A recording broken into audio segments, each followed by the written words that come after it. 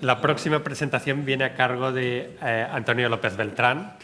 Antonio López Beltrán yo creo que es un patólogo sobradamente conocido, lo hemos visto en múltiples sesiones científicas, en distintos ámbitos, es un buen amigo mío y estoy especialmente contento de que alguien como él venga aquí porque representa, digamos, la vanguardia de la patología, los que consideramos los líderes de la patología, los que vemos en los congresos nacionales, europeos, mundiales, y que él se haya convertido ya en un patólogo digital es algo que a mí me congratula.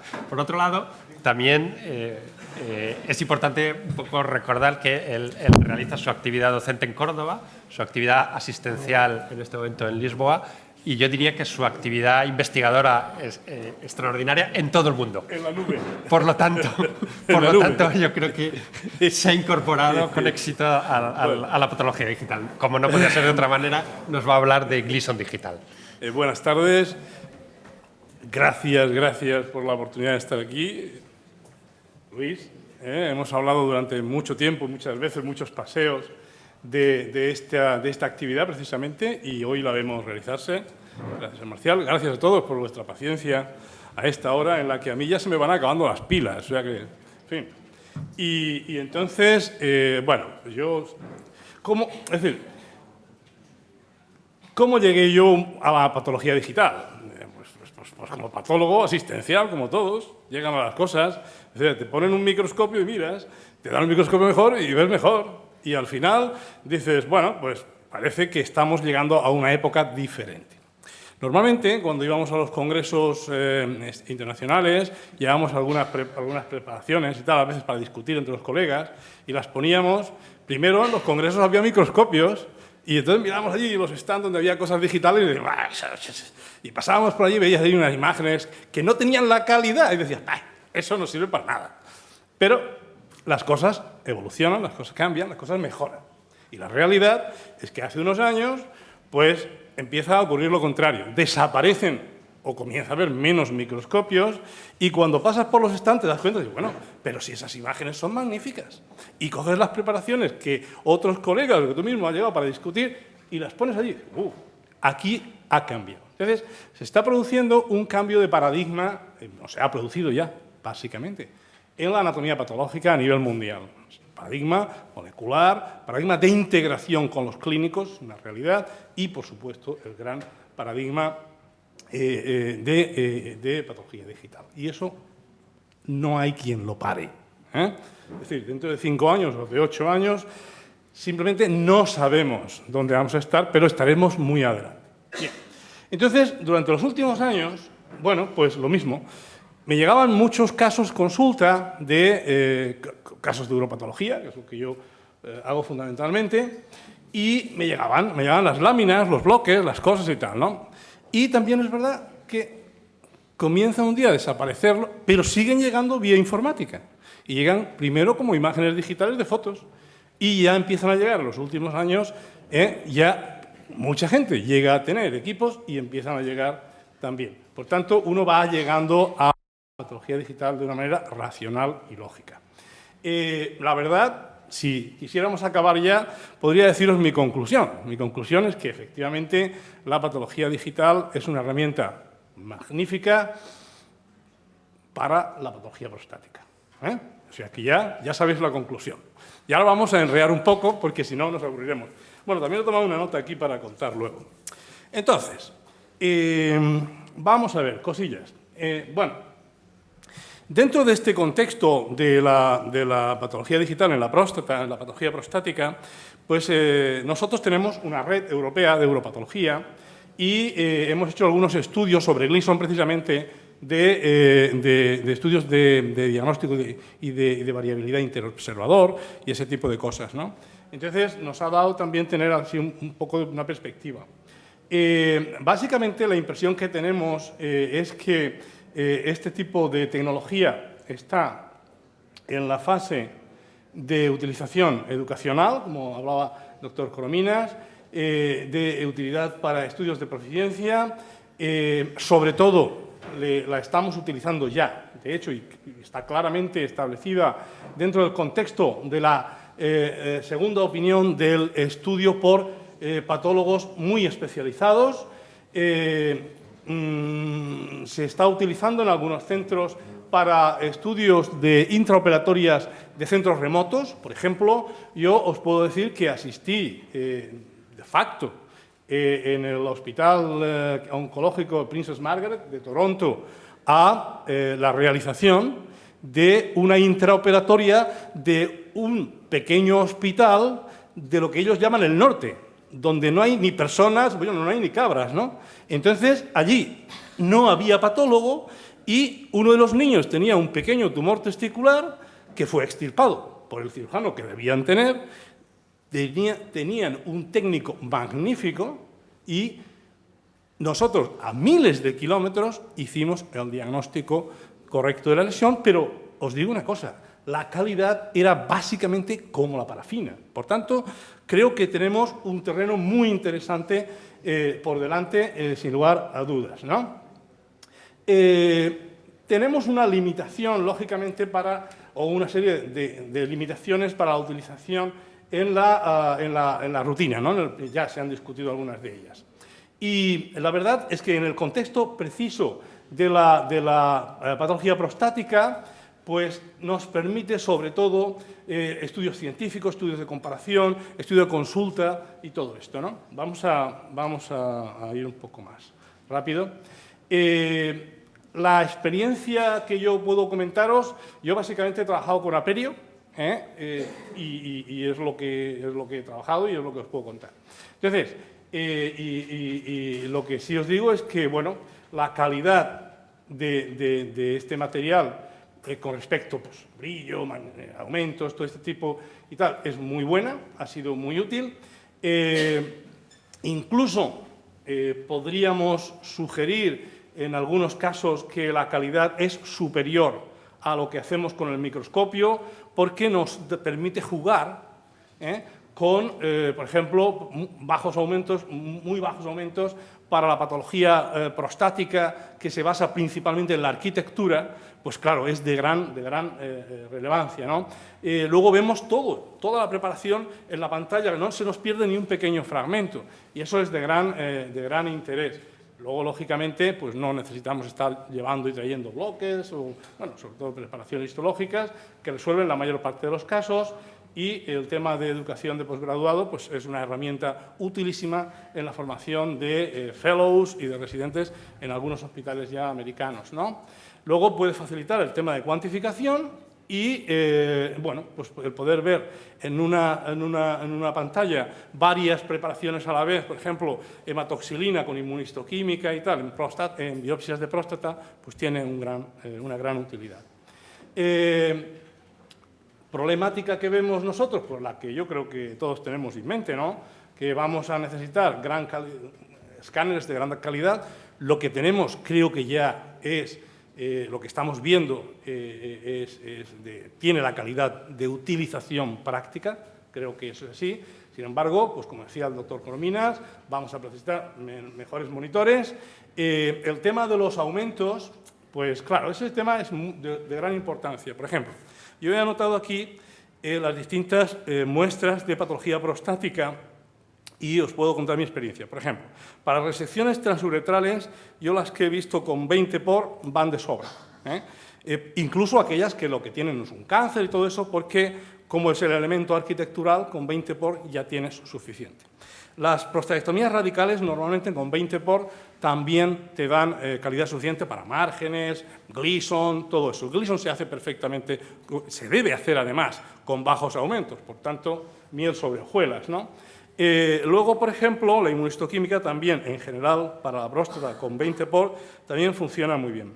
Ahora bien, por ejemplo, biopsias de próstata para hacer Gleason, que tienen ya un cáncer claro, franco y sin problemas, normalmente 20 por lo va a resolver. Es verdad que hay casos en los que te planteas si hay un componente de Gleason 5 y pequeño, que sería un Gleason terciario, y entonces es verdad que en esos casos a veces el tener un aumento mayor yo lo encuentro útil. Luego, por ejemplo, en las biopsias de próstata, para lesiones, precisamente las negativas, a priori las que son aparentemente benignas, donde tienes que ver con más detalle las cosas, sí pueden beneficiarse de tener un 40 por. Y por supuesto, para evaluar las lesiones de tipo acinales, pequeños acinos atípicos y cosas atípicas y todo eso, todos los aumentos son pocos, ¿no? O sea que eso es importante. Sigamos con el tema no sé si hemos perdido algo. Bueno, hay una cosa que yo considero que creo que es importante, es lo que hablaba el doctor Corominas. Es decir, no solo tenemos que desarrollar esta tecnología, que ya va por el buen camino, sin duda alguna, sino que necesitamos establecer unos sistemas de trabajo eficientes. Y eso pues, también ha salido y va a salir, creo que más veces. Entonces,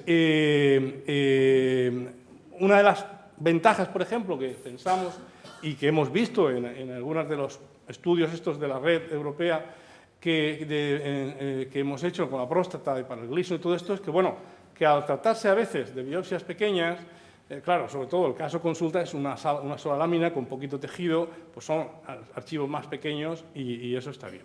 Luego, el tema del aumento, pues como el Gleason lo hacemos con bajos aumentos y la patología prostática se hizo con bajos o medios aumentos, por tanto, también la arquitectura se evalúa muy bien y la realidad del estudio de cambios citológicos tiene menos importancia en la próstata, ¿no? Lo dicho, puede haber superioridad. Creo que en el futuro muy próximo la patología prostática se va a hacer de manera digital y luego, bueno, pues permite muy bien establecer no solo el Gleason, sino cuantificar la cantidad de los compartimentos, la cantidad de tumor por cilindro, que son elementos de gran importancia en la planificación de la terapia, sobre todo terapias de tipo conservadoras, ¿no? Vamos a seguir. También permite hacer estudios de volumen tumoral, que algunos estudios sugieren que puede ser de gran importancia. Podemos ver en el mismo asunto, vemos inmunistoquímica y la misma lesión a la vez con hematoxilina. Algo que parece que puede ser importante desde el punto de vista de la patología prostática es lo que llaman el Z-scanning que es particularmente útil para estudio de lesiones atípicas, ¿no? Es decir, nosotros que hacemos el microscopio, cogemos el micro y empezamos a ir a profundidad y vemos la textura de la cromatina y los números del núcleo, la disposición, las membranas, todo ese tipo de cosas que hacemos, pues de verdad que cuando hay escáneres ya que son capaces de hacer esto, pues son preferidos, lógicamente, a la hora del estudio de la patología de la próstata. Lógicamente, todo esto aumenta los tamaños de las imágenes y puede ser más complicado. Un problema concreto que tenemos en la patología prostática es que en este momento se están haciendo biopsias cada vez más frecuentes de lo que llamamos templates, que son como mínimo 20 o más bloques por caso, dependiendo del protocolo. Claro, para digitalizar todo esto y tal, cada caso es una barbaridad. Es una barbaridad en costos, en tiempos y en todo esto. Y lo mismo pasa con las radicales. Una radical estándar entre los 28 30 bloques fácil. Por tanto, estamos en unos niveles de cantidad de trabajo muy elevados. Y un poco la conclusión en este momento sería esta, ¿no? Educación, estudios de nivel, el tema de evaluación interobservador y, sobre todo, la búsqueda de opiniones expertas. Esta es una de las imágenes de uno de los trabajos, no vamos a entrar en detalles, y esta es la publicación que salió de este trabajo, donde encontramos, por ejemplo, un problema en el establecimiento del patrón de Gleason 4, pero no tanto en la estructura y el decidir si tiene o si no tiene, sino el problema principal que tuvimos en este estudio, y que es lo que está en la conclusión, es cómo cuantificamos pequeñas cantidades de Gleason 4 que son definitorias para el tratamiento. Cuidado. Es decir, no es una chorrada, no es una cosilla, bueno, si se me olvida no pasa nada, no. Si se te olvida o no lo haces de manera correcta, puede que este paciente sea sobretratado o no tratado de manera apropiada. Y en este momento, yo, si queréis, paso a hacer un pequeño repaso de la práctica del Gleason desde el punto de vista histológico, si os gusta y si tenéis paciencia. ¿Sí? ¿Pasamos? Bueno, Entonces, ¿qué es lo que está ocurriendo en este momento el Gleason? El Gleason se ha convertido en una especie de ciencia, una especie de ciencia. ¿Por qué? Pues porque tú pones que en una biopsia Gleason 4+4 y el paciente va a ir directamente a radioterapia y no le van a poner cirugía y tal. Es decir, tiene unas implicaciones serias e importantes. Entonces, la práctica del mismo se ha convertido en algo de gran relevancia. Cuando los uropatólogos hacen el Gleason, el más común en el momento actual es el Gleason 7, la suma de Gleason 7. Mientras que los patólogos generalistas se siguen quedando dentro del contexto del Gleason 6. Esta es la imagen clásica del Gleason que dibujó personalmente Donald Gleason hace bastantes años, y esta es la modificación que hicimos en el 2005 del Gleason y que es el que está ahora mismo vigente. Sin embargo, ¿qué es lo que ha ocurrido en los últimos pocos años? Bueno, pues que algunos aspectos que no se habían finalizado en la discusión del 2005, pues se han abordado y se han ido modificando. Entonces, tenemos, por ejemplo, que en el Gleason 3 se permitía todavía algunos casos con patrón cribiforme. Y entonces, ocurrió es que todos estos se han pasado al patrón de Gleason 4. Esto que veis aquí, que era lo que se permitía, pues ya no se permite. De tal manera que aquí tenemos una evolución del Gleason, el dibujillo, el clásico, el del 2005, y el más actual, que es este que hay aquí, aunque viene todavía un dibujillo más para añadir en los próximos meses. Entonces, como veis, ya en el Gleason 3 desaparece el patrón Gleason, el patrón cribiforme. Entonces, esa es una de las cosas que ha ocurrido, que están ocurriendo. Bien, otra de las cosas que ha ocurrido es que hemos tenido, pues este mismo mes, el día 1, concretamente, la fiesta del trabajo. Nosotros la pasamos en Chicago, en un hotel, metidos, peleándonos y discutiendo sobre el Gleason. Y se discutió y se peleó, no físicamente, pero precisamente sobre patrones cribiformes, glomeruloides, que son una forma de cribiforme que describí yo precisamente en los años 90, y se ha hecho una propuesta que está en discusión y que no vamos a ver hoy, de un sistema nuevo de gradación, y luego se han discutido precisamente los Gleason, los pequeños porcentajes de Gleason en situaciones clínicas relevantes. Básicamente el patrón Gleason 4 cuando es pequeño, 5-10%, o el patrón Gleason 5 cuando también es 5-10%. ¿De acuerdo? Entonces, esto va a suponer, en los próximos poco tiempo, va a suponer cambios de alguna manera interesantes, y vais a ver publicaciones y todo eso. Además, esta reunión se hizo precisamente así, no se hizo con más tiempo, porque se está haciendo, en el momento actual, estamos haciendo la nueva clasificación de la Organización Mundial de la Salud de los tumores urológicos. Entonces, esa nueva clasificación tiene modificaciones en la próstata y precisamente una de ellas se espera que sea en el tema de gradación, ¿vale? Eso lo sabremos hacia marzo del próximo año, ya sabremos cómo está.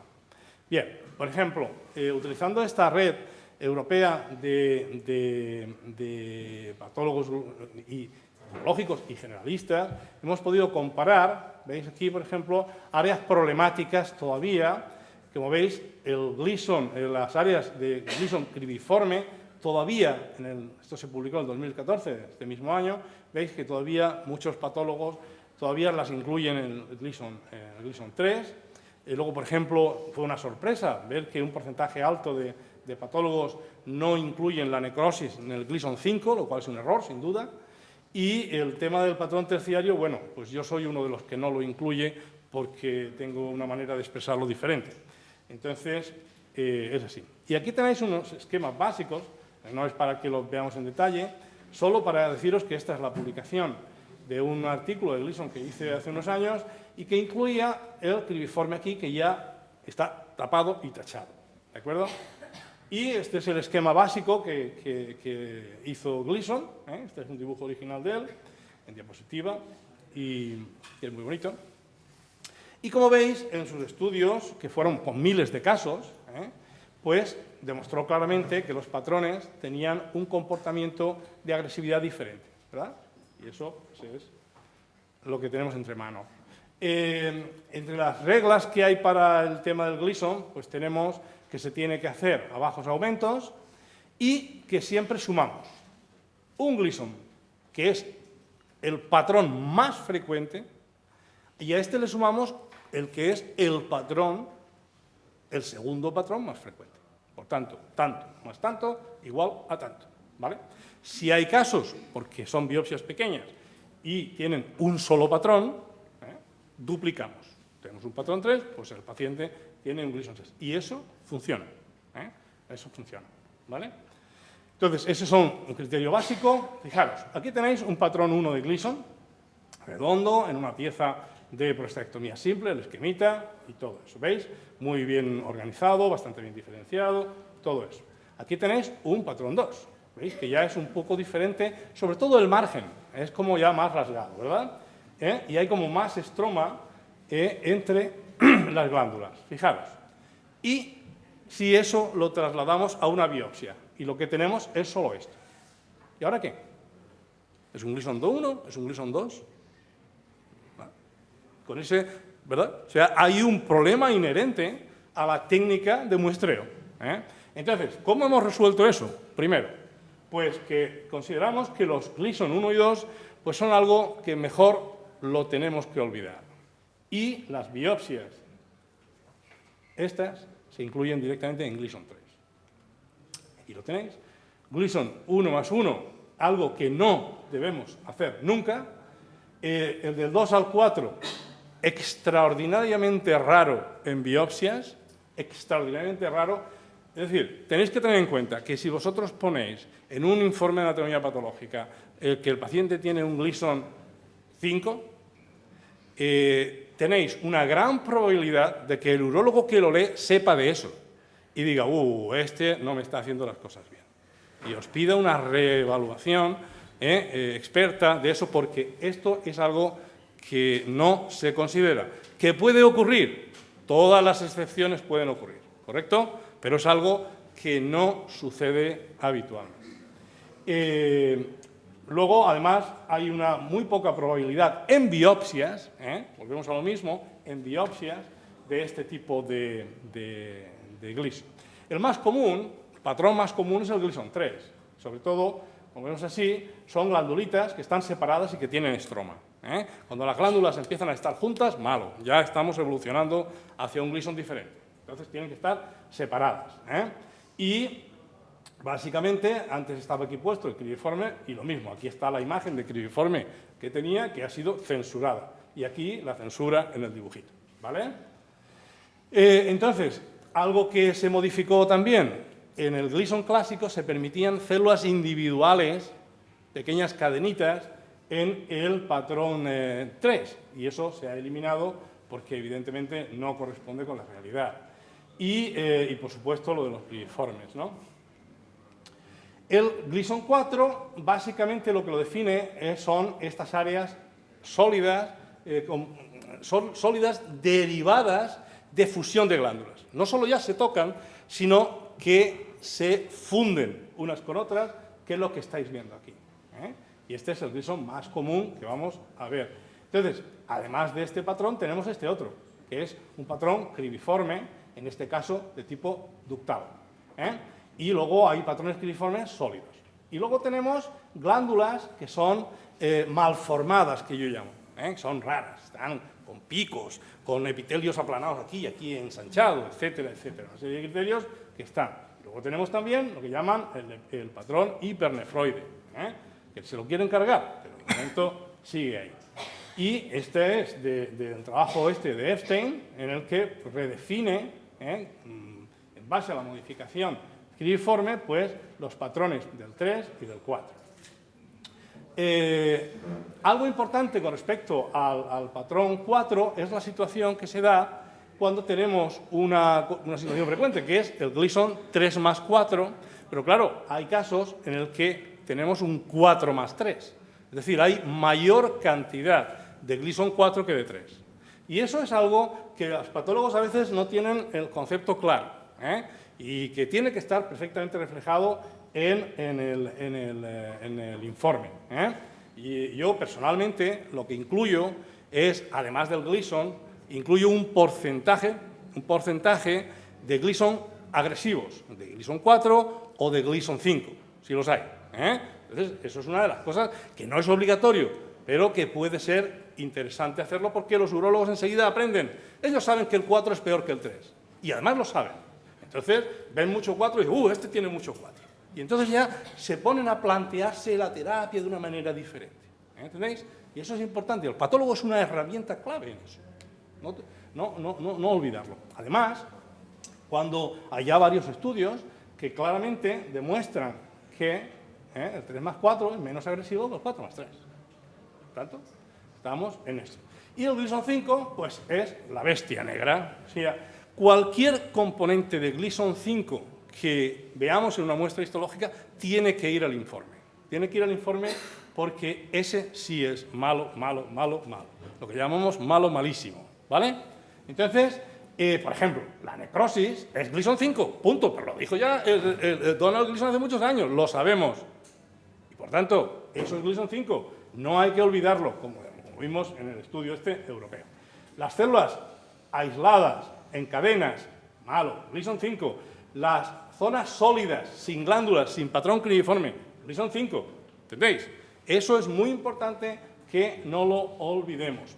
¿Y todo eso por qué? Pues porque las terapias en el momento actual se basan mucho en los datos obtenidos del Gleason de la biopsia. Por ejemplo, si tenemos un Gleason 6, ellos directamente van a ir o van a ofrecer al paciente vigilancia activa y otras cosas. Por lo cual, si es un Gleason 6 de verdad, tener en cuenta que el Gleason 6 de verdad es curativo. Básicamente, se piensa que no metastatizan. Se piensa que en el futuro próximo podríamos considerarlo o ponerlo como una lesión de bajo potencial y no sé qué, para en una fase ulterior eliminarlo ya dentro del contexto de los cánceres. ¿Entendéis? Por tanto, eso es muy importante, ¿no? Luego, pues el grado 7, pues ya le dan otras cosas, y el 8 y el 10, pues diferente. Fijaros, esto es lo que ahora tienen entre manos y que son 5 categorías pronósticas basadas en el Gleason y otras cosas que son la base de lo que se quiere constituir para un nuevo tipo de gradación más predictiva. Y es, fijaros, que funcionan muy bien, pero tienen esta curiosidad. Fijaros por lo que hablábamos del 4+3. Los casos 4+3, si tienen mucho Gleason 4, se comportan como los 4+4, o de una manera muy parecida. Por tanto, es un criterio que no debemos olvidar. Lo hagamos con microscopio o con digital. La correlación, pues bueno, eso depende de muchos factores. ¿Veis? Que no es demasiado buena, dependiendo de esto, pero no es buena para nosotros y no es buena para los americanos y para otros americanos. ¿Entendéis? O sea que estamos en un concepto razonable. Un esquema básico así internacional, pues es esto. Aproximadamente un 50% de correlación entre la biopsia y la pieza. Si utilizamos una variación de hasta un número, de una unidad, pues podemos llegar a un 70%, con lo cual, no siendo un método perfecto, pues tiene una gran utilidad. Fijaros cómo se ha modificado el Gleason del estándar, por ejemplo, 5 o 6, los casos, el porcentaje, cómo ha caído en el modificado y el 7 cómo ha aumentado, ¿no? Es algo que ya hemos comentado y que es claro. No vamos a entrar en esto. Y terapia, casos tratados. Un caso tratado no se hace el Gleason, punto, no se hace. Ahora bien, hay una excepción, sí. Cuando tú ves el adenocarcinoma y no muestran ningún tipo de cambio que sugiera que ha sido tratado. Por tanto, si él se ríe del tema, pues nosotros podemos poner una notita diciendo, no se hace, pero en este caso no muestra signos de acción terapéutica y, por tanto, se le puede asignar un Gleason de tal y que el urólogo interprete. Y luego deciros que el Gleason no es un capricho morfológico, refleja la heterogeneidad propia del adenocarcinoma de próstata, y eso se refleja con perfiles genéticos diferenciados para los distintos patrones. Y bueno, yo creo que ya terminamos, porque si no, bueno, pues muchas gracias, y si tenéis alguna pregunta, discutimos.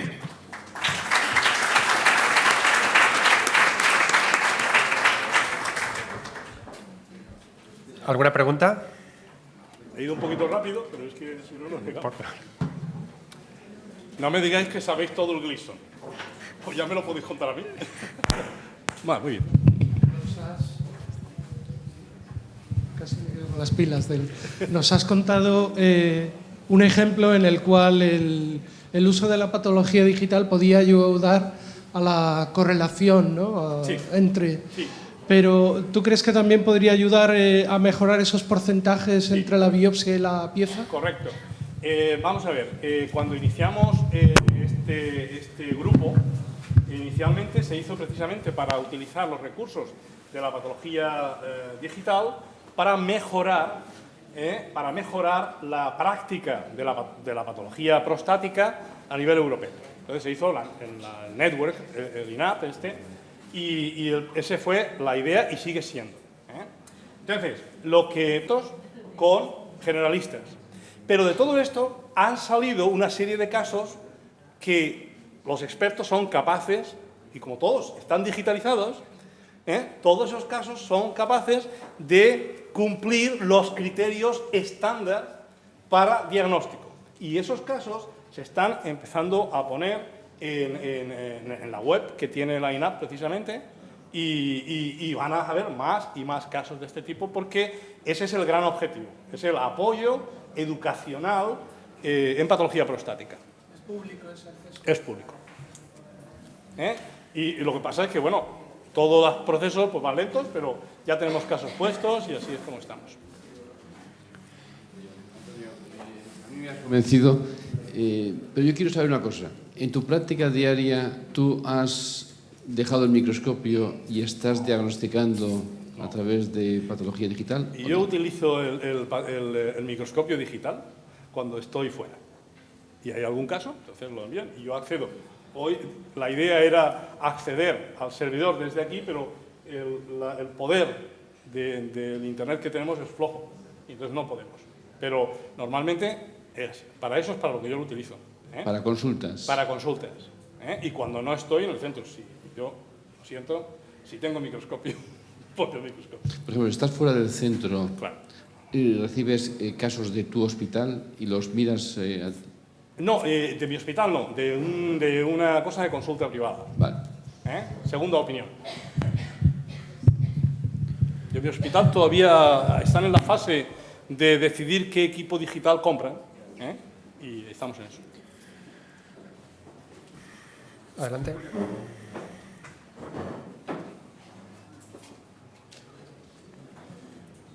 Que, por casualidad, leyendo un artículo de la validación de los sistemas de WSI, ¿no? de escaneo total de las preparaciones, uno de los achaques que le ponen es precisamente a la próstata, cuando no se detectan focos pequeñísimos de adenocarcinoma. ¿Qué opinas tú de eso? Pues yo lo que opino es que el tema de la próstata tiene su curiosidad y su complejidad.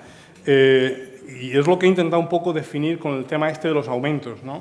Es decir, hay una patología de la próstata, hay muchas patologías de la próstata y hay diferentes tipos de muestras. Entonces, la muestra habitual, una radical, para que tú ya sabes que tiene cáncer, que está el cáncer allí claramente identificado y que lo que hace son factores pronósticos, márgenes, volumen, todo eso, sin duda el sistema funciona perfectamente. Perfectamente. Ahora bien, la biopsia pequeña, compleja, de lo que llamamos las lesiones acinares atípicas, entonces ahí el sistema tiene más dificultad. Yo te digo mi experiencia, porque precisamente lo que más veo cuando estoy fuera son ASAPs, ATIPs, atipias diversas, porque claro, lo demás lo sacan, pero eso pues lo tiene que ver el viejo, ¿no? El senior. Y entonces andan por ahí, tú estás en la playa, desgraciadamente todavía no funciona con la tablet y tenemos que ir al ordenador. Entonces, mi experiencia ahí es clara, es decir, todos los casos que yo he visto dentro de este contexto de atipias en biopsias de aguja se han podido resolver, creo que satisfactoriamente, visto ya en una perspectiva evolutiva, mediante su estudio a través de escaneado y visión en computador, ¿no? En ordenador. ¿Qué es lo que yo he echado de menos en algunos de ellos? Pues en algunos de ellos he echado de menos precisamente el escaneado a 40. Yo siempre, 40, ay, pero a veces tienen prisa y el técnico tiene, sin ofender, ¿no? Pero tiene prisa y se conforman con 20. Y tú estás en la otra punta del mundo y aquí necesito, me gustaría, ese nivel de seguridad lo puedo alcanzar como si estuviera en mi microscopio, con el 40, y sin embargo no lo tengo. ¿Entendéis? Porque la calidad no es la misma.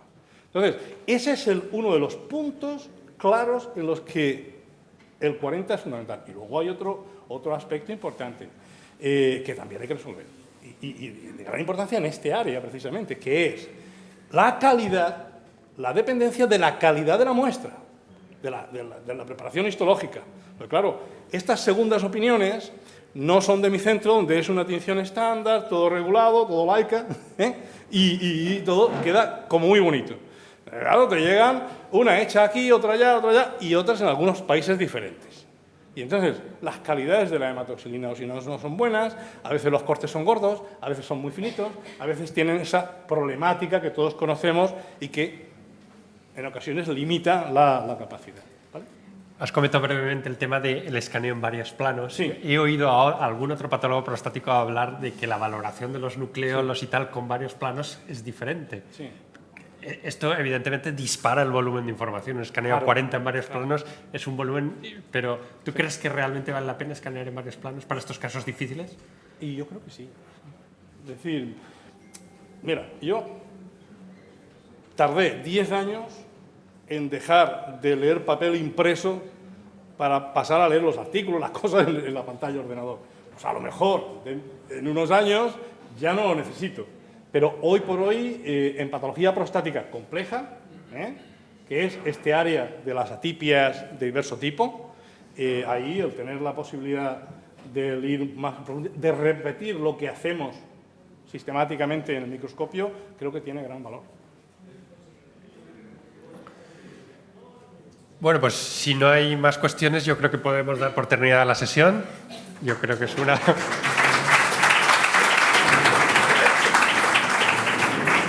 Mañana más.